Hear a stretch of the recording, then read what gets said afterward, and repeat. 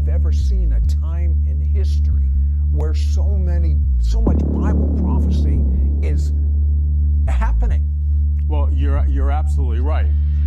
There has never been more prophetic signs coming true in one generation to this extent ever before in the history of mankind. I have in my pocket the God of America. When this rings, everyone runs for it.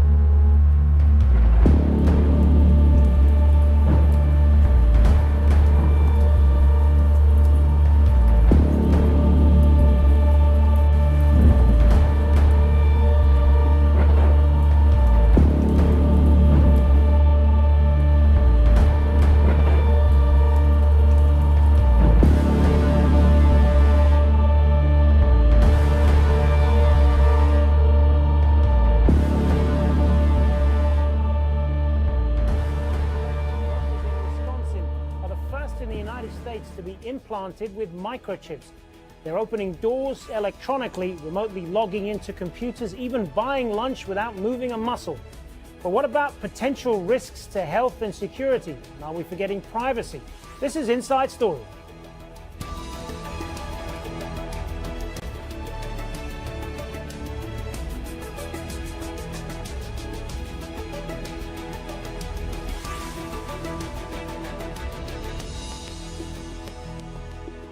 Hello, I'm Hazem Seeker. Welcome to the program. A technology company in the United States is getting under the skin of its employees, literally. It started implanting microchips into the hands of dozens of workers in Wisconsin. And with the swipe of their hand, they can now bypass things like badge checks in the office. But the skin tech has its critics. Some see another example of Big Brother watching your every move. Our reporter Diane Estabrook explains. Microchips, similar to the ones implanted in family pets, are now being embedded under the skin of the employees at a company in River Falls, Wisconsin. In a lot of ways, it was easier than a shot. I mean, everybody's gotten a shot at a doctor. I almost didn't even feel it. At what was described as a chipping party, a professional piercer implanted the radio frequency identification chips into the hands of employees. They're about the size of a grain of rice and will let employees access offices, sign onto computers, and buy snacks from a vending machine, all with the swipe of a hand. More than 50 of the firm's 85 employees were chipped, including Sam Bankston. Well, I knew that there wasn't any weird science or anything strange going on with it, so I had no problem sticking it in my hand.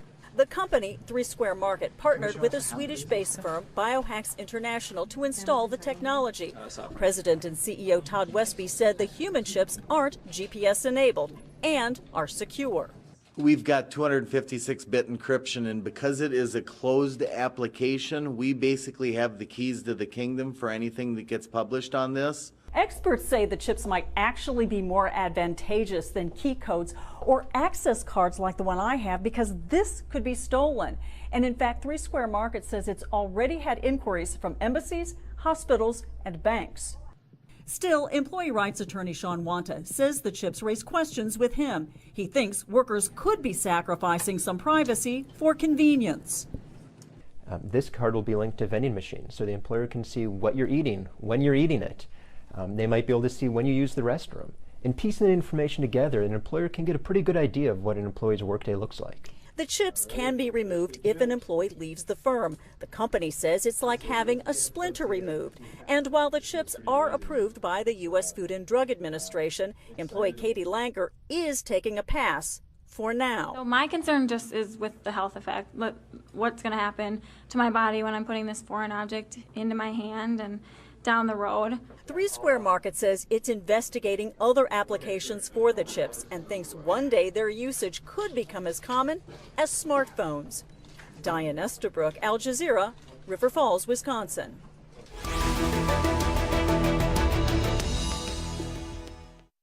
All right, let's bring in our guest now to talk more about this. Joining us from Stockholm is Ben Liberton with the Swedish Medical Nanoscience Center and a critic of this microchip process. Johan Esterland is the founder of Biohacks International. He joins us from Helsingborg in Sweden. And finally, Clara Grelson, who's been implanted with a microchip. She joins us also from Stockholm. Good to have you all with us. So, Johan Osterland, if I could start with you, just explain to us, first of all, how this chip works and how it benefits people. Well, to start, it benefits, well, among others, it gives you easier access and faster access, a smoother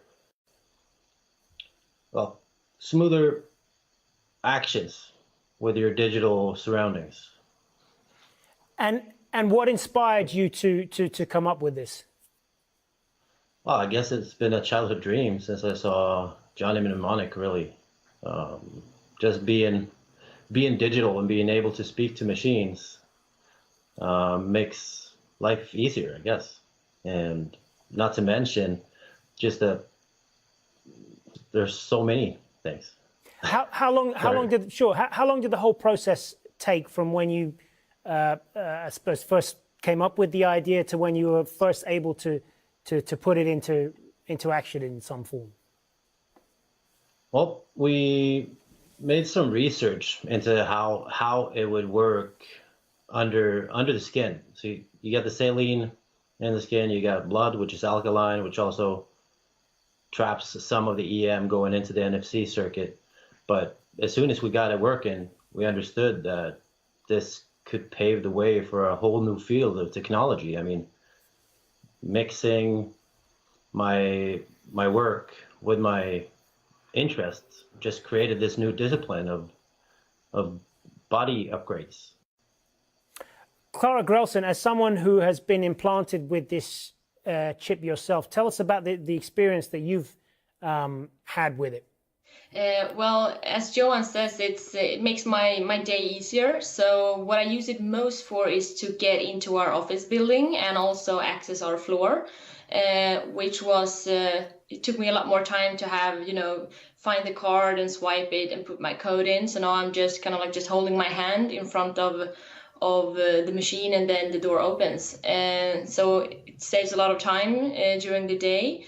I am also using it for my gym chain, so the Swedish gym chain Sats. There I can just use it to enter the gym, basically. So I don't have to bring anything but my shoes and my bottle, so I can just enter.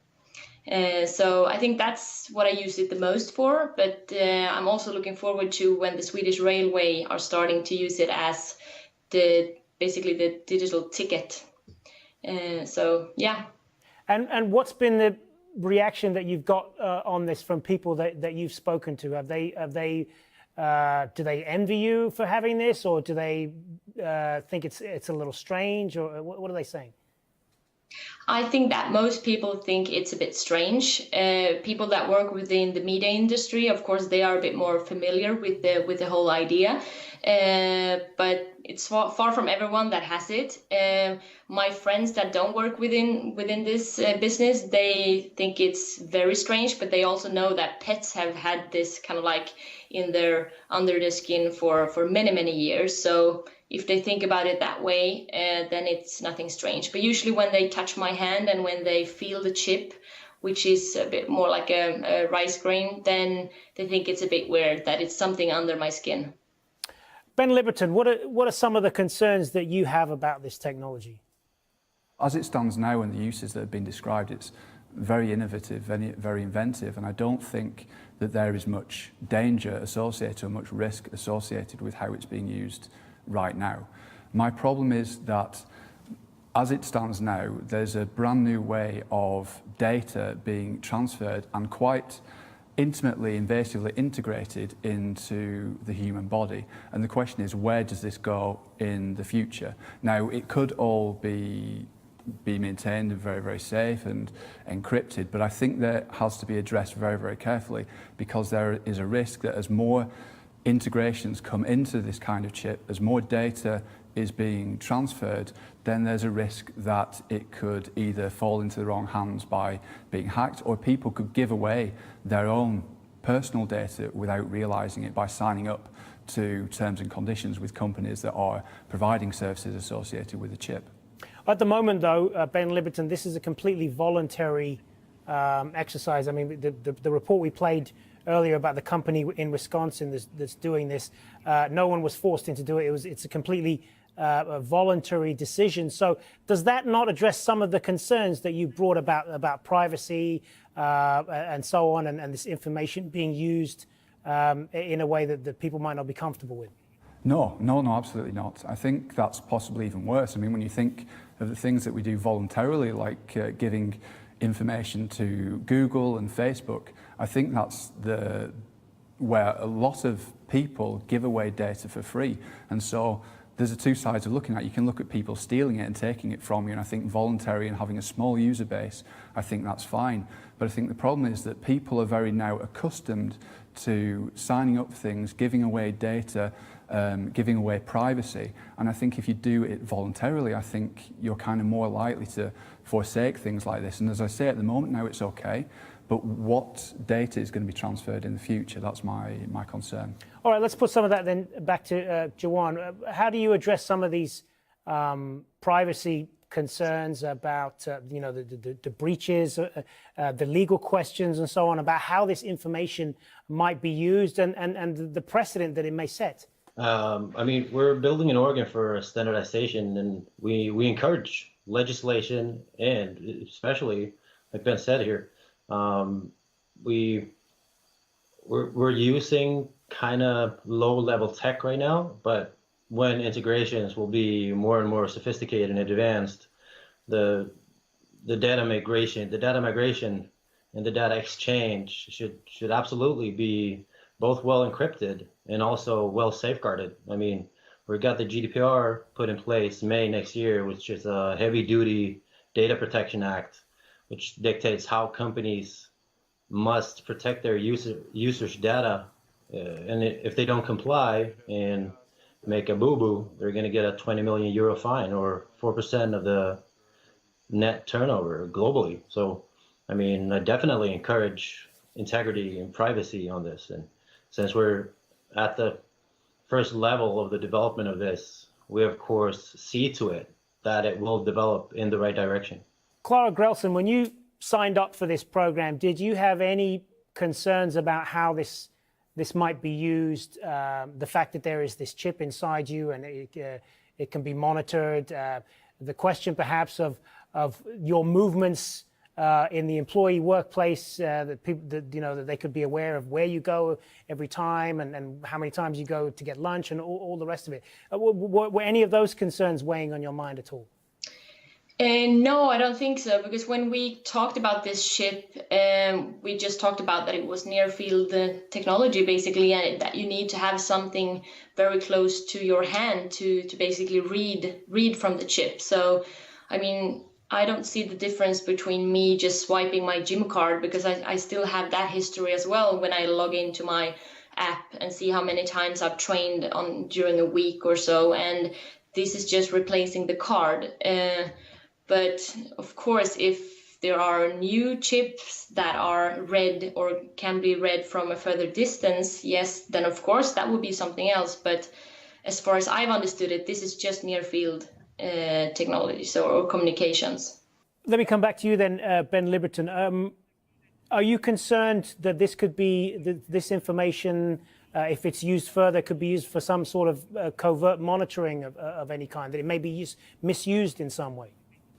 It could be misused. I'm not thinking necessarily of covert monitoring. I'm just thinking that all of your data could potentially be in one place. So, for example, if you have a lot of integrations in this chip and you go to the gym and then it's used at work and then you use it in lots of other places, and then in the future when there's new chips, new technology that can monitor things about your body, about your health, which would be amazing and would really help a lot of people's health, where does the data go and who has it and how is it being used? So the question is, as someone, if suddenly a chip detects something within my body that might be a marker for something, who has that information first? When do I get hold of it and how is the information used?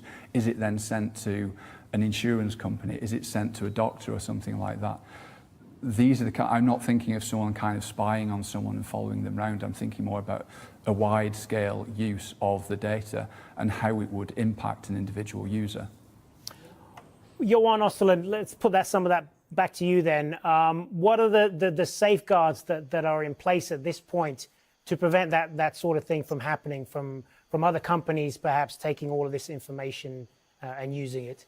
Well, the difference wouldn't be much difference from today, but when it's that kind of personal and intimate data like biometric, a biometric stream, we would definitely need to, well, I can't go into too much detail on how the data would disperse and be protected, but that's definitely something that would be detached from your person. But you could choose whether you want a research facility to be able to take part of age, if you're Caucasian, your weight and length, to use it in research. But then again, if someone else wants to take part of your data, they'd have to nicely knock on the door and ask for it, because you need to be the key or the vault door of sorts between corporate and your data. It's going to be a whole nother level of value in this data. Clara Grelson, I want to ask you about some of the differences that this particular chip has with others, like, for example, smartphones and so on. I mean, unlike the company swipe cards and smartphones and so on, these can generate the same data, but a person can't easily separate themselves from the chip. Is that something that concerns you at all? No, actually not. Maybe it sounds a bit crazy, but no, I just thought that I wanted the chip because I think it's a part of the future, and someone needs to start to try it and test it. But it's not hard to just take it out from my hand, so it's just beneath the skin. So there are options to reverse it for you if you ever chose to. Yeah, I can just remove it. So I don't think that would be a problem if I would like to remove it. So, but yeah, of course. But the thing is, for me, it's good that I can't remove it, because then I can't just misplace it or forget it. So I don't get into the office. I always have it with me. So it's just one more thing that I don't need to think about right now. So what are some of the ways then that you would like to see it done in other things, other aspects of everyday life? Where would you want to see it expanded?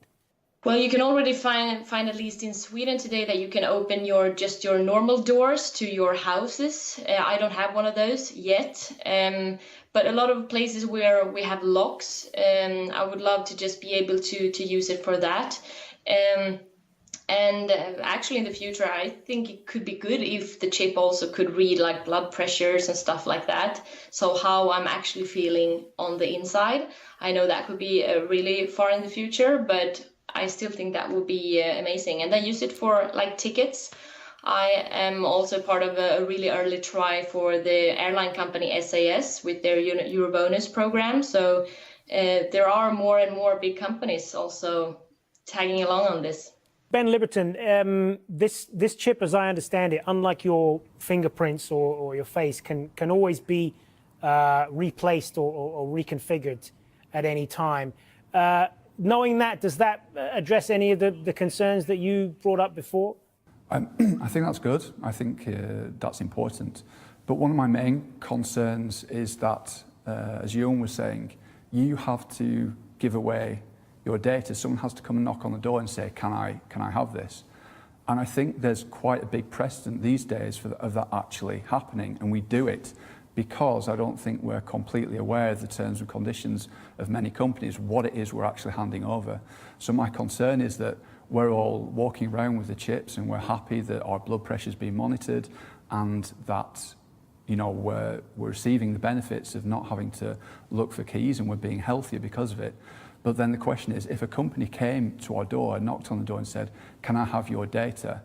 Would we be equipped enough to be able to say no, or would we just say yes, like we do with services like Google and Facebook? Would we just give our data away? And I think that the proof is from what people are doing now is that we probably would, and I think that's dangerous. Johan Osterlund, talk about some of the ways that you hope that this technology may be expanded into other walks of life? I'd definitely like to see cutting corners on logistics and bureaucracy in matters of data migration from different municipalities or healthcare units or insurance, or being able to be your own data carrier and being your own safeguard of your data would allow for a faster bureaucratical handling. And I mean, besides that, of course, a high level of monitoring. So you teach your body how to speak to you rather than measure everything all the time: blood pressure, glucose, blood fat, respiration, EKG, ECG, and having that detached from you as a person, crunching it in a supercomputer. You could have just no end to the benefits, really. I mean, the longevity of people would increase, optimization, logistics would decrease, pollution, getting on a bus 3 seconds faster for every person. Clara Grelson, what would you say if you came across people who are still very skeptical about this and have concerns about the idea of this chip inside them and kind of being able to monitor their everyday movements and all the rest of it? How would you convince them of giving it a try? Well, I don't think that I should convince them, because it's up to everyone to just decide for themselves. But I can just tell them what I'm using it for and how it works for me, and then they just have to make up their own mind. I can understand if they're skeptical. People usually are in the beginning, and it could always happen something negative. But I am using it for stuff that makes my life easier, and I know that I can take it out from my hand. And that works good for me. I don't have any issues with it being in my hand. So I'd say that they just need to give it a go if they have the guts, because I mean, it takes 1.5 seconds to put it in there, and the pain is over after that. So when you say it's made your life easier, does it? I mean, does it do things like get rid of red tape and make things quicker, as Johan was talking about there? Yeah, well, right now I'm not using it for that many things, but just, we spend a lot of our time at the office, and if you need to go just in and out a lot of the time, so then it's, of course, it makes it easier, because you don't have to have that normal card with you all the time. So I think that's what I'm using it for mostly for. So, but I would love to have a lock to my bike. That would also be very good. I'm looking at that right now. Ben Liberton, given some of the concerns that you raised about this earlier, what would you want to see done to deal with those concerns at the government level? At the government level, I think legislation is very important. So I think that whenever there's a new integration or a new company coming along that wants to use the technology that's being developed in the chip and wants to integrate with it, I think the government should help to make sure that it's safe and act in the interest of the citizens and of the users of the chip to make sure that they are protected. All right, we're going to leave it there. Thanks very much, all three of you. Ben Liberton, Johan Osterland, and Clara Grelson. Thanks very much for being on Inside Story. It's a big move at an office that could change the way a lot of Americans work. A tech company in Wisconsin is offering to implant tiny microchips into its employees. Not just no. The chips could allow people to unlock office doors, make purchases. Rebecca, come on here. So many questions about this, Robin and Michael. Good morning. We asked a lot of them. This is the first American company to ever try this. 1 week from today, many of the employees, including the CEO, will voluntarily have the microchips implanted into their bodies, and they're calling it, I'm not kidding here, a chips and salsa party. Oh! This morning, like a scene straight out of 007. So you can keep an eye on me? Employees at one Wisconsin tech company, 3 Square Market, willingly making that fantasy a reality, implanting their own bodies with microchips. What did the employees say when you brought this idea to them? Half of them actually within 5 seconds says yes. CEO Todd Westby, along with 50 of his 80 colleagues, even his wife and kids, preparing to implant these chips, the size of a grain of rice, between their forefingers and thumbs, so they can do everything from buy snacks in the break room to log in the morning to unlocking doors with just the swipe of a hand.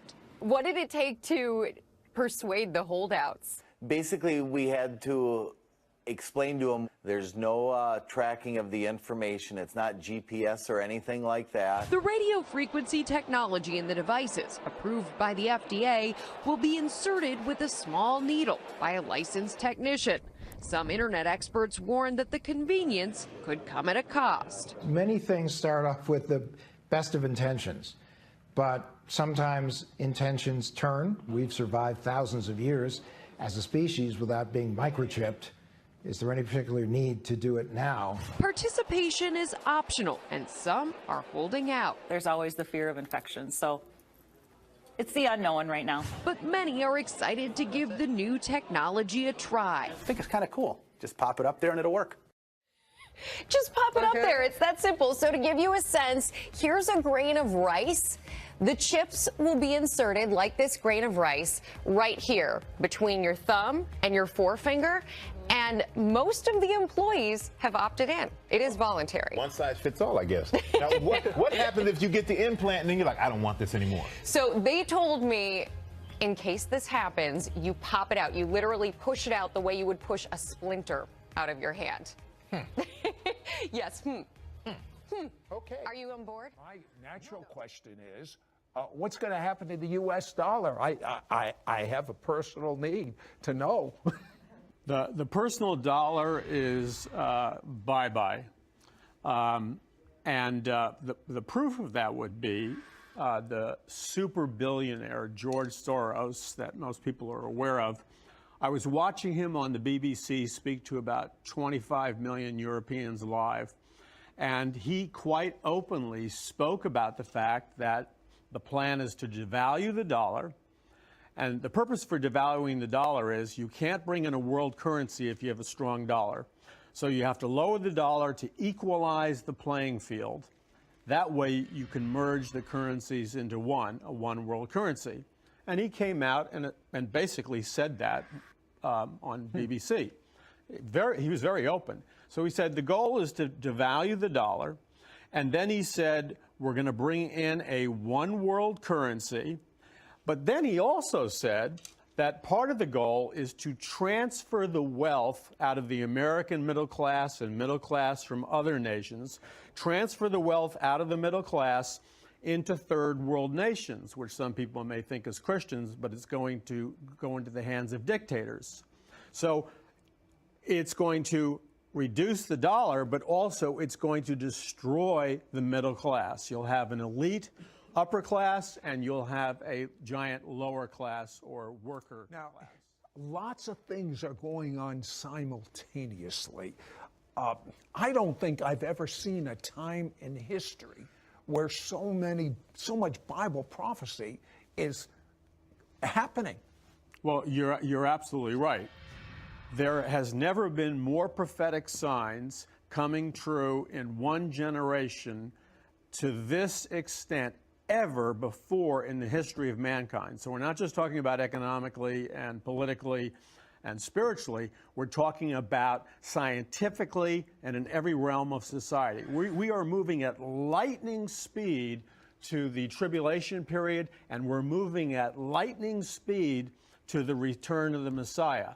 The number one prophetic time clock is Israel, God's prophetic supersign, which began as a nation in 1948. Advances in technology, and Daniel spoke about it, that there would be an increase in knowledge in the last days. And I was thinking an increase in knowledge of God's word, which there is, but there's also an increase in the devil's information. There's mind control and things like that. And many people are really concerned. What would you say to them? Because this is pretty dark stuff you've been talking about. It's very